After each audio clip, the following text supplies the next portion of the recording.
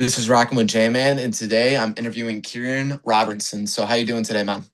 Good, man. Just back from some recording in Montana, back home in Los Angeles, enjoying a day off, man. How you doing?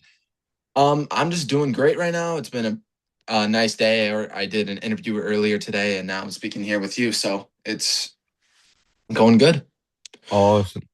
So you were a fan of Operation Mindcrime before you ever worked with Geoff Tate. So what went through your head when you realized that you were actually helping write the next chapter of something you grew up listening to?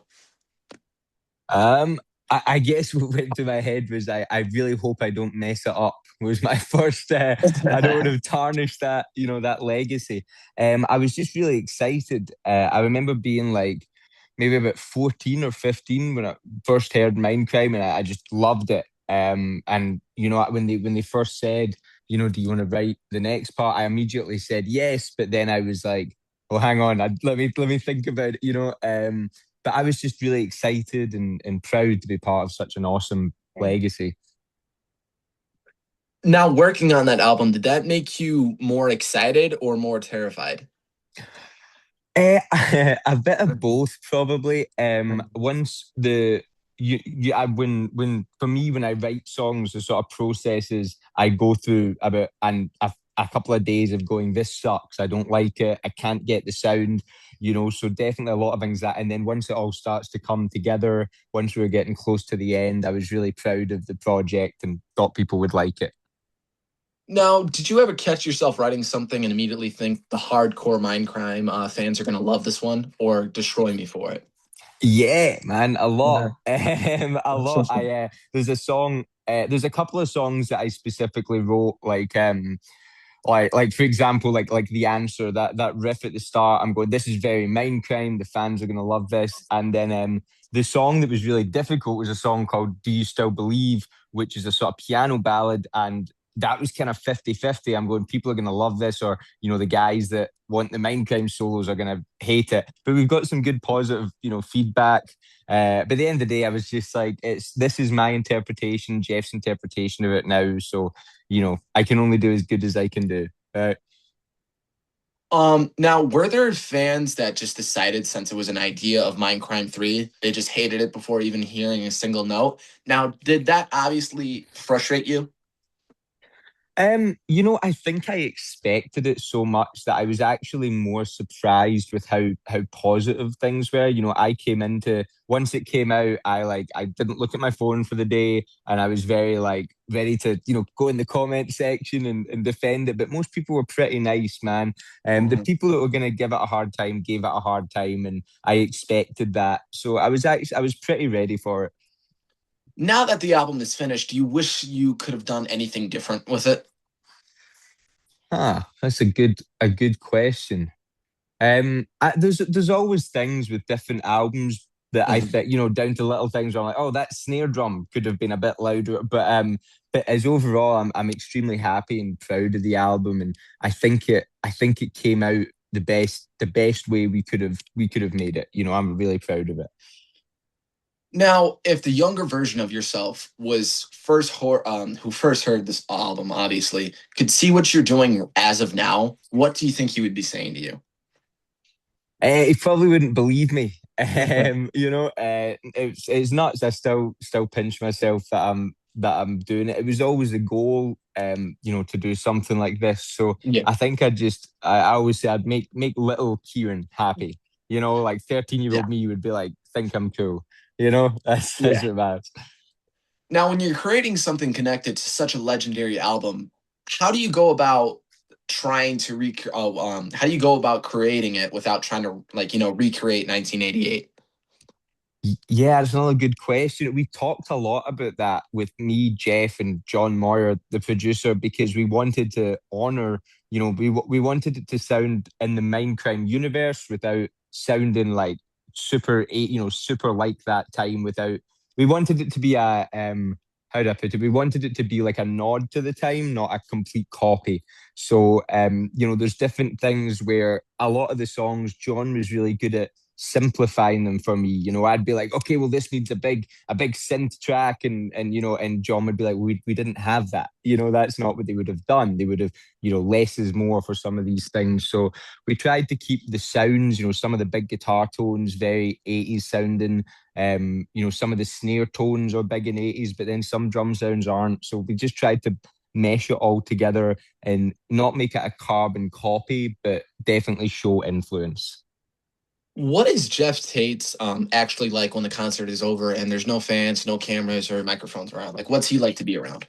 He's the coolest, man. He's really funny. I think a lot of people don't really know that. He's got a really quick sense of humor. Like, he'll say something. So he's the type of guy he won't say a lot. So when he does say things, you listen. But yeah, he's really funny, really creative. He always wants to record and work. So yeah, he's a machine. I was talking to him a few days ago. I was saying I don't know how he does it. He's like 68 and he just still constantly tours and plays. He's a legend. Now, what would you say is the biggest thing he taught you about songwriting? Huh. Biggest thing you taught him about songwriting. I think to listen with my ears and not my eyes is a good thing he taught me sometimes. And also trying out every idea, even if it's not great. There'll be things that somebody will say, and immediately I'll go, "Oh, I don't want to do that." But once I try it, or there's things Geoff will say, and I'll go, that doesn't really work, or I don't. And once I do it, I'm like, oh, it does work. So, trying everybody's ideas because you never know, and Yeah. definitely listening to things. Sometimes I go, oh, that kick drum looks too loud, but then if I close my eyes and listen, it's fine. It should be for the good of the song. Now, what would you say is the biggest thing he taught you about just being a professional musician? I think honestly etiquette. Rob Zombie puts it really good in like a hired gun movie. Was like there's three things to be a hired gun. You gotta play the parts well. Then there's like 100 people that can do that. Is then like you gotta look cool. There's 50 people that can do that. Then you gotta not be a dick and be cool to tour with. There's then 10 people. So Geoff really taught me. It's about you don't want to just kind of be for the good of the camp, the good of the team, and yeah, your network is your net worth. Now, like we said before in this interview, the original came out already in 1988, long time ago. Now, he still can sound remarkably close to those recordings. So, has he ever told you what he has to do to keep his voice in that type of condition? Yeah, I mean, he told me before. He said he quit smoking cigarettes. That really helped him. But he sings all the time. He's said in interviews he doesn't have vocal warm ups. But I hear him warm up all day. It might not be the ma ma ma ma ma, but he's and hitting notes, warms up all the time. He does almost 25 sometimes shows a month. So I think just the amount of practice he's doing gets him to be able to sound like that. Have you ever had a night where Geoff hit something vocally and the musicians on stage actually looked at one another because it sounded that good? Or is that just Yeah, what? yeah, no, totally. We had a bunch of for the first 5 years when I joined the band, we didn't do a song called Queen of the Reich, which Yeah. the start of that song's got that big soaring, Geoff Tate vocal melody. And probably my ignorance, I just thought I'm like, maybe we just don't do that song, maybe it's hard to hit. And Geoff said to us before a tour, he goes, I think I'm working on Queen of the Reich. Can you guys learn it? And we are like, yeah. I remember the first time we did that and he came in and none of us really knew, if he was going to hit it, and he just nailed that note. And I was like, okay, all is one of those hairs stand up. Me and the guitar player Dario looked at each other and we're like, this is special. Now, when legendary singers unfortunately get older, do fans have realistic expectations about like how somebody would sound at 60 or 70 years old compared to how they would sound at, 25? Yeah, I mean, I think a lot of people don't, well, people obviously still expect you to sound the way you sound, when you're 25. Yeah. But then Geoff is also an anomaly because he doesn't sound like a 70-year-old. He sounds incredible. He's not 25 anymore, but he's fucking doesn't even sound like 40 to me. His voice he hits all the songs. But yeah, I mean, it must be strange, when you're Yeah. like doing something that age. But he still sings all the songs. There's not a song where I've came to yet with Geoff and he's like, oh, I can't do that one anymore. All of them, he can hit them all and sing them all. And yeah, sometimes he doesn't. Like in the new album, there's a lot of times where I would go, let's try a high thing here. And we would do it and he can do it. And then we go, it kind of sounds cheesy. Let's just try and sing something else. So a lot of the high stuff was also of the time. And he does still honor it in the songs that he needs to honor it. Now, obviously, unfortunately, now fans are spending to $100 to $200 on, or even more on tickets. How much do you think, in your opinion, an artist owes the crowd, like to when it comes to the quality of like a live performance? It's also a good question. I think a lot of it is, I mean, in terms of if you're coming to see us as a Geoff Tate band, I always want my rock stars or people on stage. I don't want them to be normal people. I want a show. I want something you're not going to see every day. Where that's lights, stage production, and everything. The ticket prices are crazy, and they're going to keep going up due to venues and scalping and all those different issues. Yes. But I truly believe if you come to especially a Geoff Tate show, it's a performance. We're not just standing there playing the songs. We've got the lights, we've got everything. So I definitely think if you're paying good money, you're going to get a show from Geoff. Now, where do you draw the line between backing tracks helping create a bigger live production and backing tracks taking over the performance?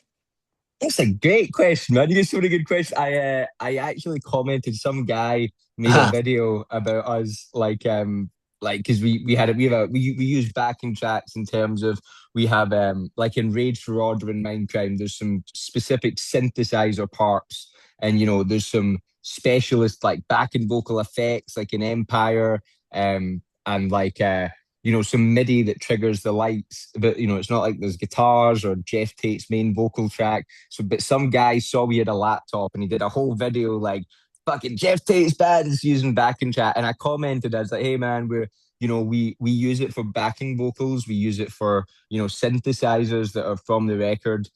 I definitely think there's a difference between adding to the song. Like if we stopped playing, it would just be a synth track. It wouldn't sound like a music. The difference is when you stop playing and the backing track's the whole song. That's when you're not really playing. But yeah, we definitely don't have that. We have little synthesizers and some specialist effects. I think as long as you're still playing your instruments and using it as a Yeah. tool rather than a crutch. Now, do you think the pressure to sound exactly like the original record has pushed more artists to like start using more technology live? Yeah, I also think the pressure of just how good modern live music can sound with the backing tracks and how good, if you see a band like, say, like a Sleep Token or like a Bad Omens or somebody that's going to be really polished, Bring Me the Horizon. And then if you get a four in the four band with, I mean, there is bands that do it great and it sounds massive. I think it's the same with now, music has to be so mixed and so loud and so overproduced. When you do something that's not that, it just sounds a little bit weaker now. But I definitely think there's a fine line. I mean, we use an Yeah. electronic drum kit on stage and we get flack for that, but to me that sounds great and helps Geoff be able to hear himself. So Now, I'm not trying to sound unprofessional here, but how do you say that band name Queen? What is it? The other Oh, part? Queensryche was the old band Geoff was in. Queensryche. Queensryche. So, what is it like playing an entire Queensryche album with the singer who originally recorded it while Queensryche itself was still touring with another singer? I mean, honestly, it's none of my business. It's just another gig. I'm like, I wasn't there when the songs get written, so if it's not me, it's going to be somebody else playing them. I have met the other. I met Todd, the other singer, extremely nice guy. To myself, and I met Mike Stone, the other guitar player. But I don't, I have no like insight information. I'm just I've seen Queensryche do their thing, and I'm happy we're doing our thing. Now, what really makes a band a band? The name, the original members, the singer, the songs, or the fans? Huh. I think it's a little of everything, right? I mean, Yeah, yeah. a fan, there's no band without the fans, but then there's no band without people. The songs make the band, but then everybody plays the song slightly different. Um, I think a band can kind of be an idea, right? It's a group of people loving this idea, this sound, but to me as well, it's pretty hard to change a lead singer, man. Like even Skid Row without Sebastian Bach, or it's just pretty hard to change a lead singer. I mean, I even it's again great job, but a singer's a hard thing to replace. Now, would you say when a famous singer leaves a band and both the singer and the band continues performing the same catalog, could you say both versions can be equally legitimate? I definitely think, yeah, I mean, I definitely think there's legitimacy because all the people playing the songs were at one point, right? And in that band. Um, but again, I want to see Motley Crue with Vince Neil singing. That's kind of where I look at it. I want to see the voice. But again, extreme massive respect for the guitar players and everybody else who did it. Now, once a song becomes a part of people's life for decades, who does it emotionally belong to? The band, the singer, the songwriter, or the fans? Yeah, I think each song means a different thing to every person, right? Bless Yeah. you. Like it Thank can you. mean something to each song means something to somebody personally, but I guess the person whose song it really is the one who wrote it, right? Yeah. But only they know what that means. There's things like I'll or Jeff will write, and I'll be like, "Oh, does that mean this?" And he's like, "No." And I'm like, "Ah, fuck. Well, that it means that to me, you know." So, but Exactly. I think if you write the song, it's yours, but people can interpret it however. Now, do you think musicians sometimes underestimate how strongly fans can connect with just a particular voice with the identity of a band? Totally, man. Like I think that's what you hear. So like I don't know about you. For me, growing up, music was like I learned a lot from it. Like Vince Neil and you know um like fucking people like singing to me was almost I'm like, oh, I'm gonna go smoke in the boys' room. I'm gonna it was almost like a part of growing up. It's like your friend that's not your friend. Now people listen to podcasts. That was kind of my Paul Stanley was like telling me what to do, which Yeah. I think is why people probably form a strongest relationship in the band with the lead singer, or maybe because it's normally the good looking one. I don't know, but I definitely think a lead singer is hard to detach from.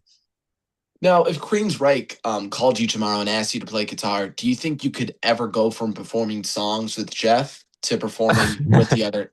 No, or no. And no, I wouldn't do that just out of respect for Jeff and just the time spent in his and all that stuff. But I mean, it's I mean, obviously, it's a cool thought, but I very much feel like I am in the band that to me they're Geoff Tate songs. So I'm in the band playing the songs that I want to be playing. Again, nothing against the other guys. They've been nice to me every time I meet them. But I'd have to take a pass on that one, unfortunately.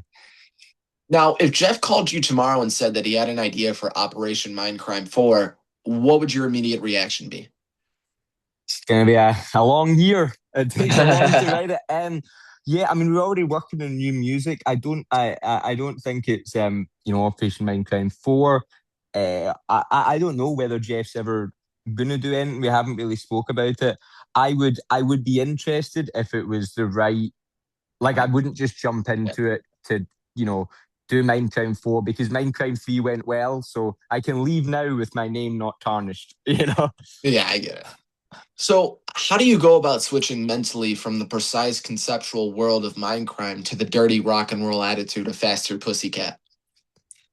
Yeah, it is a totally different thing, man. I try and look at it as just two different things. Like you're right, like Mindcrime, Jeff's very technical, and to me, Faster Pussycat it's a punk band. It's a punk rock glam Yeah, band. We're very sleazy rock, and to me, that's more me. That's what I was brought up on. I have to work a lot harder to do the Jeff stuff. I'm a punk rock.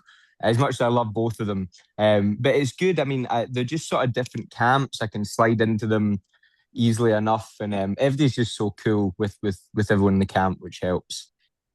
Now, what would you say? What version of you is closer to like the real version of yourself as a guitar player? God damn, this is better than therapy, man. You know, I feel like I learned a lot from both. When I was younger, I joined Geoff very young, like 18, and immediately I knew if I didn't get a lot better at guitar quickly, I was going to lose my job because I came in to play with all these adults who are professionals, and I was a good guitar player, but I wasn't like, so I had to really want to get good fast. When I joined Faster Pussycat, I felt quite a proficient guitar player, but their other guitar player, Sam Bam Colton, who now plays for Godsmack, he is one of the most technically proficient, best guitar players I've ever played with.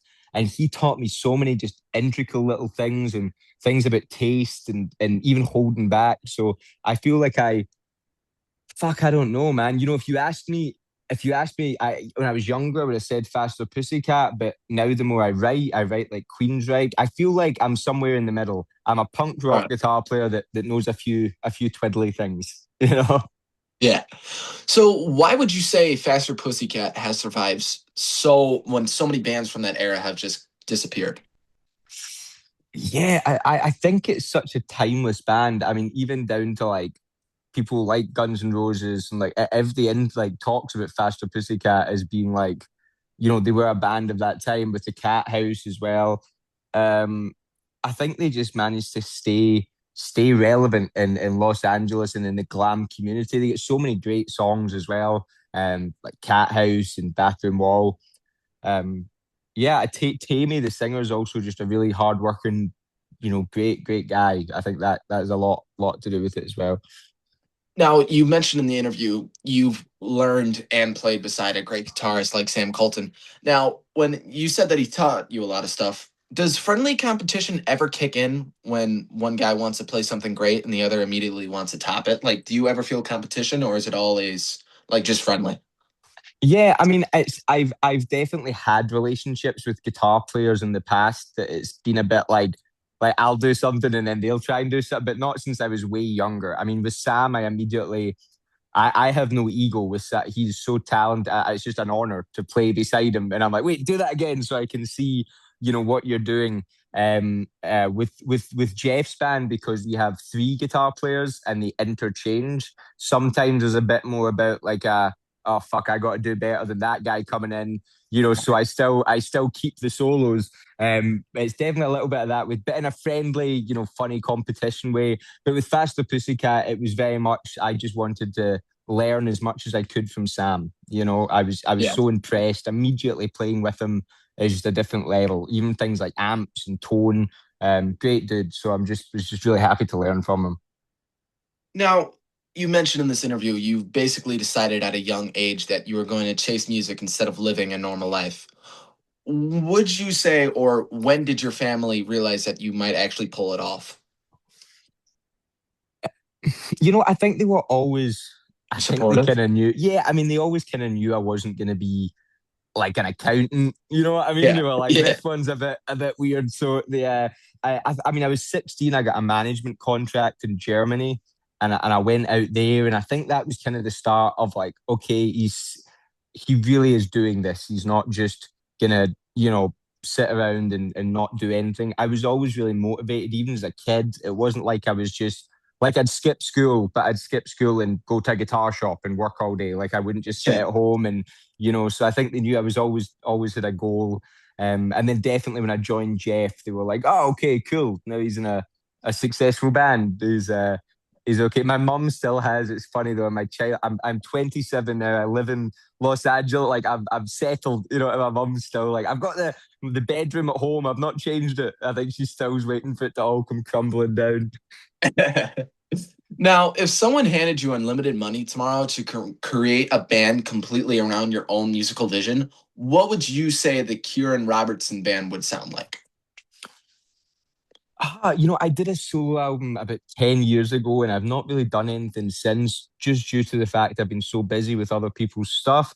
I think it would probably, it's hard because I love so much different stuff. I've actually stopped putting stuff out because I was like, people are just going to be like, what the fuck is it? Like, I put an album together. Some songs are like, Motley Crue, and then it's like some songs are like Lil Peep, and then some songs are like, people are going to be like, this is nuts. So I don't know, man. I think if I had ultimate money, I'd love to be able to make music for me and not. Mhm. I mean, sometimes even the showing people the music isn't what gets me excited. I do it because I'm like, this has to come out of me, or I'm gonna violently kill somebody. I need to release this, So if I had ultimate money, I'd do what Prince did, right? Just make as many songs as possible, and if people like, put them out in SoundCloud or something. Yeah.